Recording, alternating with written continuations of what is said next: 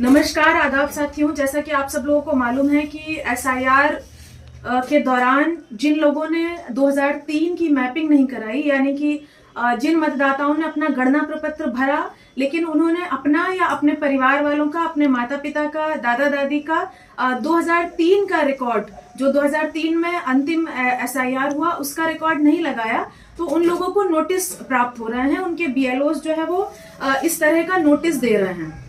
तो इस नोटिस का जवाब देने की जो तारीख है उसको बढ़ा दिया गया है। पहले 6 तारीख थी उसकी अंतिम तिथि और अब इस तारीख को बढ़ा दिया गया है। इसमें कुछ ऐसे मामले हैं जहां पर लोगों ने अपना फॉर्म भरवा दिया है लेकिन मतदाता किसी दूसरे शहर में किसी काम से गया हुआ है।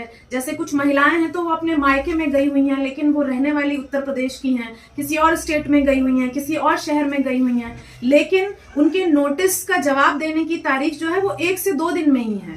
तो ऐसी स्थिति में क्या करना है, ये बहुत समझने वाली बात है और हम ऐसे मामलों में क्या कर रहे हैं ये मैं आपको बताना चाहती हूँ।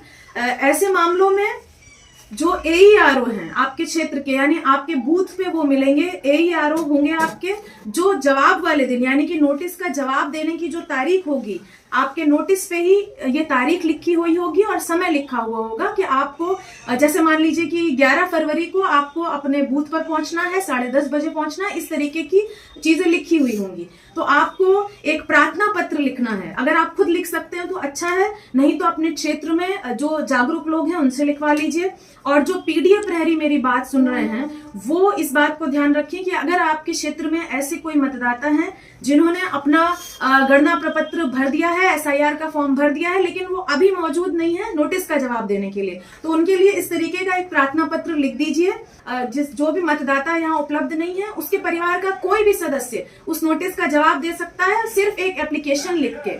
आप एक एप्लीकेशन लिख लीजिए एईआरओ के नाम से और उनसे ये कह दीजिए कि हमारे परिवार का ये सदस्य जिसके नाम का नोटिस आया है वो मौजूद नहीं है, तो हम उस मतदाता के बिहाफ पर आपको जवाब देना चाहते हैं, नोटिस के जवाब में कागज जमा करना चाहते हैं। तो ये बहुत जरूरी स्टेप है, ये करके आप बहुत आसानी से नोटिस का जवाब दे सकते हैं, अगर मौजूद नहीं भी है तो भी।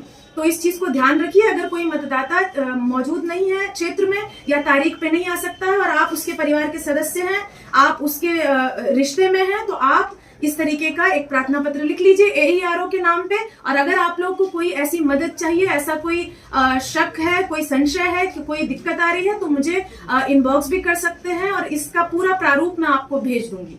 बहुत बहुत धन्यवाद।